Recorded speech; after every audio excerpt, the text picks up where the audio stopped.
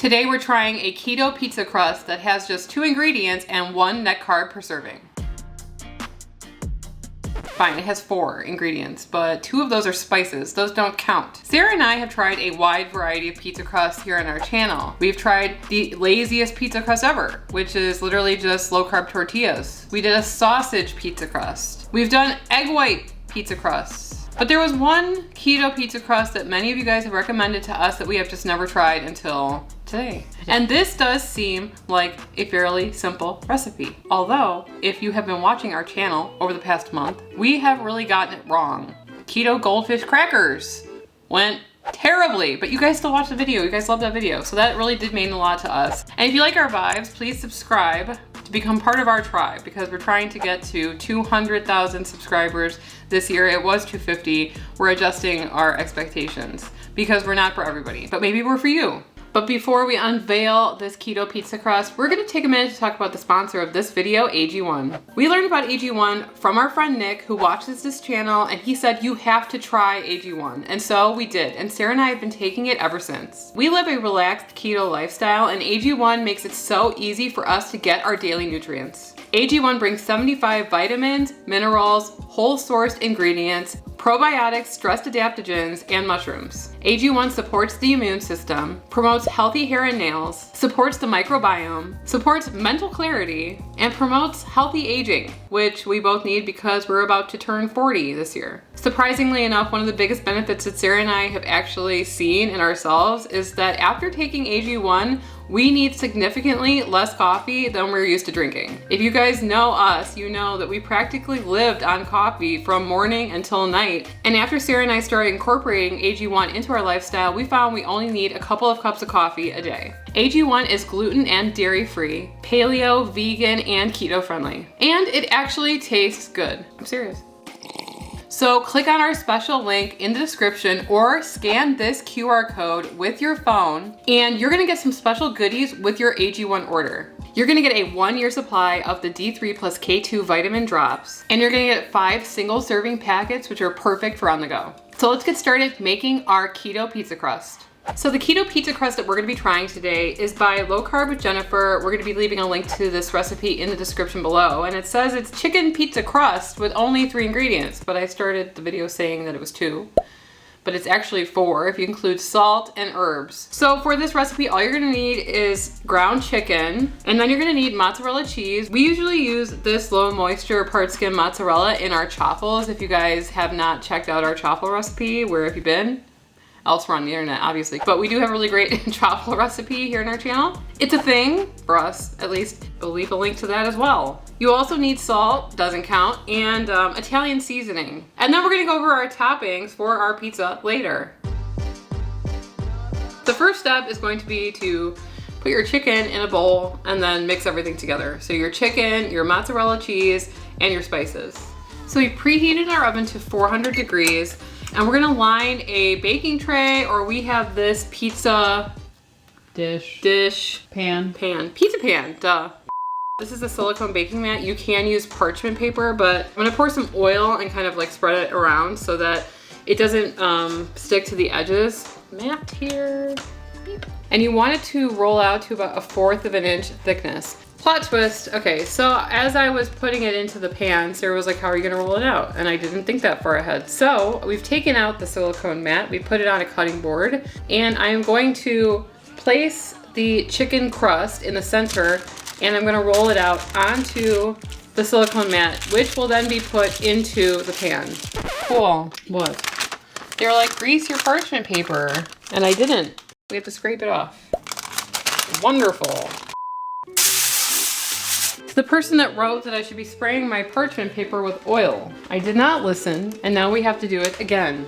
But this brings up an important part about reading the comments, because sometimes there's helpful hints, right? And if only we follow those. It's all right if it has, like, you know, it's not perfect because we like rustic here. That's our excuse for it looking bad. Does this look like 1/4 of an inch? May we put it back over one more time and then smooth it out one more time? Okay. Into the pan, into the oven. We're gonna check on it in 20 minutes. So reading through the recipe, I did notice that she said that this is gonna release a lot of moisture as it cooks. So you can like blot it around with some paper towels and stick it back in. If not, it might be like reabsorbed into the crust. And then you're gonna be adding your toppings on after that and putting it back in for an additional 10 or 15 minutes. So keep an eye on it, don't get too far away from the oven.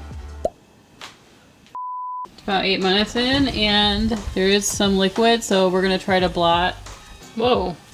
What? It's a lot of water, yeah. It's been 20 minutes and we're gonna check on the crust and see how it's doing.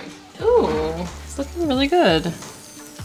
We're actually gonna let this cool down before we start dressing the pizza with our toppings. We decided today to use some Whole Foods pizza sauce. It has 5 grams of net carbs per 1/4 cup, so we're probably only gonna be using a couple of tablespoons. Cheese, green onion, and we have some salami. I meant pepperoni. It does kind of look like salami. Yeah, black olives, banana peppers. That's what Sarah wanted. I love those.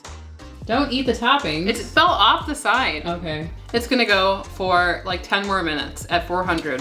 And then we're gonna go downstairs and we're gonna try it. And I have to cut it. Where's the cutter?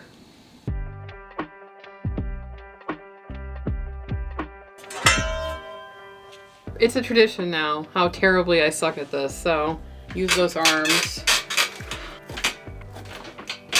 I think we need to get a new table. Yeah, it's not even. Yeah. This is for me. I think it's holding up. It All right. holds up well. It's really good. Mm-hmm. And there's some crispy bits Mm-hmm. that make it nice and crispy. Sometimes you just don't know what to say. I mean, it's really good. I like it a lot. I would make this again. Yeah. And I know that this pizza is gonna be super filling because of the crust. The edges on the bottom of the pizza are super crispy, and I kind of wish that that would extend all the way through. If you were to put a very, very light layer of maybe even Parmesan or mozzarella, and then you put the chicken mozzarella mix on top of that, it might like caramelize just like this. Yeah. Get you like a really crispy underside. I think that would be a really good idea. Mm-hmm. We've also made sausage pizza crusts like this before in the past. Like, would you choose chicken or sausage as a crust? Because we've had that multiple times. Like a place here in Chicago called Luminati's sells a sausage crust, and we get it all the time. I don't know. I think I would choose chicken. I feel like sausage is a little overwhelming for me. I like the thinness that this chicken is giving, and so I would definitely pick it over probably a sausage crust. We also like the low-carb tortilla pizzas. In a pinch, they're fast, can make a couple. If you're really looking to cut down on the carbs and not have wheat, this is probably one of my favorite pizza crusts I've ever made. Really? Yeah. Like, there's no guilt about this pizza at all.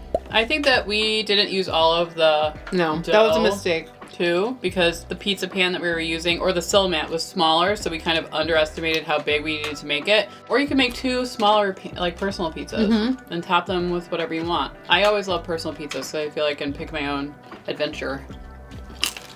Definitely try it if you're looking to up your pizza game. It's a little bit more effort than the tortilla pizza for sure. I think that on the website, if you go to the website, check it out. I think that she did leave like instructions if you wanted to freeze these beforehand.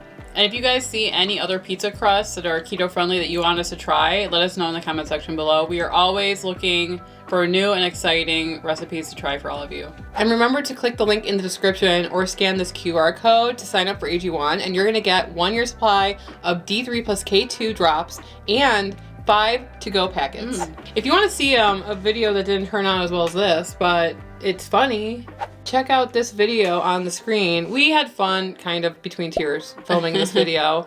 And click right here. We will see you over there. Anyway, I'm Emily. And I'm Sarah. And we are the Keto Twins signing out. We're going to have more. We're going to have another piece. Look at the olive.